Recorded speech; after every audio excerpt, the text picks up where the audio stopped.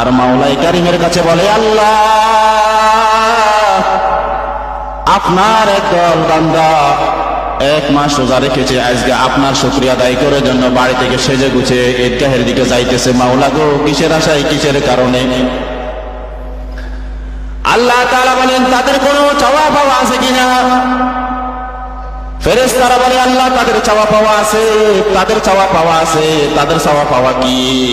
ফেরেশতারা বলে, আল্লাহ আপনি না বলেছেন আস-সাওমু লি ওয়া আনা আজজি বি, আল্লাহ আপনি না বলেছেন রোজা আপনার জন্য, আপনি তাদেরকে বলে রোজা রাখলে পুরস্কার দিবেন, পুরস্কারের চাওয়া আছে। আল্লাহ তাআলা বলেন আস-সাওমু লি ওয়া আনা আজজি বি, রোজা আমার জন্য, রোজার পুরস্কার আমি আল্লাহ নিজে হাতে দিয়ে দিব।